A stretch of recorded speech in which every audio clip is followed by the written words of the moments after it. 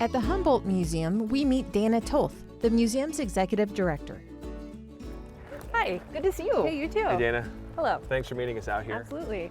Been here in the past, but always on the other side. I've come in that, what I consider the front area, but you had us meet you back here, so what's going on? Well, we have been doing a lot of work recently, so we now have a new entry over here after we had a road paved this last fall. So Oh, this was dirt before? it was all dirt, and we had that dirt inside, and so this is much cleaner, much better, a lot easier access for all of our visitors, really. Back when the first pioneers, if you want to call them that, immigrants were coming across, what did this valley look like? If you could imagine, without the interstate, without the buildings and those big fluffy trees, this is what it is. Ever since the people from the United States have been moving west and conquering the West, if you will, they have been utilizing this Humboldt River corridor. It was what bred life. It was food, it was transportation, it was drinking water. It's everything you need to get from point A to point B to sustain yourself. I just find it really interesting to relate that way back then, the Native Americans, before they even spoke to anybody who ever knew English, they were doing the same things we're doing today. Utilizing this corridor to get from point A to point B and stopping right here to rest. And that's really what Winnemucca has really been, a passing through point, a supplying station to get you your necessities, fill those needs. And then inside you have some displays that show us what it was like even before that. A little bit. A little bit. Yes, I could take you all the way back to the Ichthyosaur and the Augustosaurus. Cool. Let's check it out. Look. Yeah. When I think of the prehistoric history of Nevada, I often think of the landscape changing over millions of years, but I don't often visualize the animals that lived here so long ago. This display really stirs my imagination. We have a fossil exhibit over here. It's actually a casting fossil exhibit, but it does in detail show the mammoth.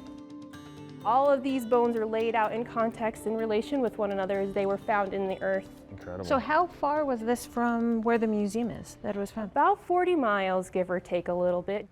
I have read references to the first finding of this mammoth in particular.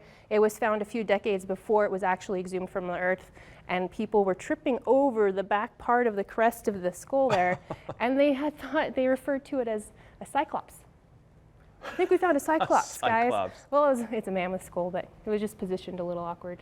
The back end sticking up out of the dirt there. We also have a smaller pile of bones here. Like I mentioned, there were a few other animals found along with it, such as a saber-toothed cat and camel. Yes, we did have prehistoric camel here.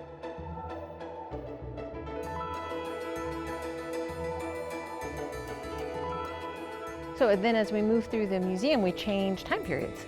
Yes. So we run into the first soda factory here.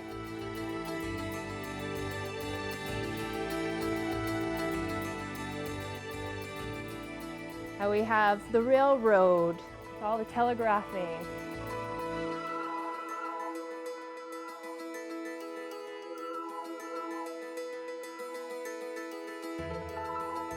We actually had early law enforcement here, and this is some of the weapons that were confiscated and used. The Humboldt Museum is filled with objects that give visitors a chance to imagine what it was like here during Winnemucca's colorful past.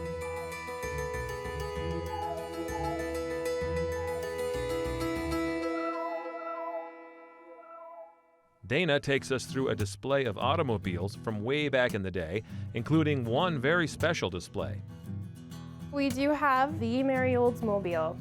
It was possibly the first automobile purchased in the state of Nevada. If not, it is definitely the first automobile purchased in northern Nevada. It arrived in Lovelock by train, and it was purchased by a merchant. And the merchant had everybody in town wanted to see this new machine. What is this thing? Nobody ever had one. Nobody knew what they were. But when it arrived, it wouldn't start. And it had to be towed home by horses. And so the man got a hold of the Oldsmobile company, and they said, well, did you look here? Did you do this? Did you fix that? And you need to make sure you lift the seat, find those spark plugs and plug them in. And sure enough, it fired right on up for him. It's always good to look at the instructions. Yeah.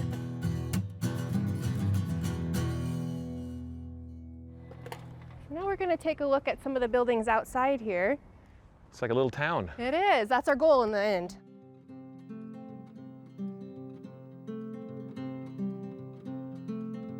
Over here we have the Greenstein building, and that's in 1880s. It used to be an old mercantile, Nevada Hide and Junk store. Nevada Hide and Junk. I like Yes. that.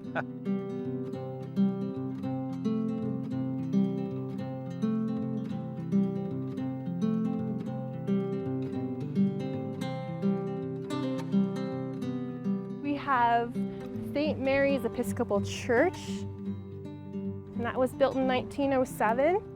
This is its second home, actually, and this is the building where Humboldt Museum first started in 1977. Dana is the perfect guide to take us through Winnemucca's historic neighborhoods. She brings us to a location that doesn't have any obvious ties to the past, but there's more than meets the eye here. We're walking down a street in Winnemucca here. It's Bod Street, and it doesn't look like much today, but this was right smack in the middle of Chinatown back in the day. There was Chinatown made up of railroad workers? Chinatown was made up of a lot of former railroad workers who were looking to make a living in the land they were stuck in, unfortunately, if no other way to put it. In 1868, the railroad came through Winnemucca thanks to the labor of Chinese workers, some of whom stayed after the completion of the railroad a year later. The Chinese eventually converged in this area of town in the late 1870s, and this was Winnemucca's Chinatown for decades. By the early 1900s, the population began to slowly dwindle as many left town, and by the mid-1950s, there were more buildings than people in Chinatown. The city of Winnemucca wanted to remove all the buildings in favor of new development. A lot of them had left because they thought they could make a better living in San Francisco, selling their goods and wares to people who were there to buy them.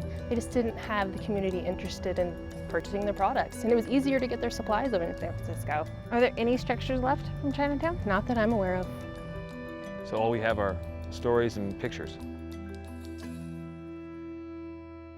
We have time for just one more stop, so Dana takes us to a local favorite that has been serving Winnemucca for over a century.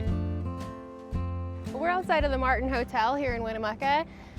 Although it's no longer a hotel, they still do have some really good Basque food to serve you. This is not the original location that the Martin Hotel started in. The Martin restaurant was right there on that vacant lot. In 1919, there was a fire, and it burned a lot of the outbuildings in the back, but it also burned the original building that had the Martin in it. But because it was made of stone, the stone walls helped preserve this building, so it had minimal damage. They were able to salvage it and reconstruct the roof, and that's when they added on where the kitchen is now today. 1878 was the oldest portion of this building here, and that's where the bar sits. It was actually a house. I'm excited to get to go inside, give it a try. Absolutely.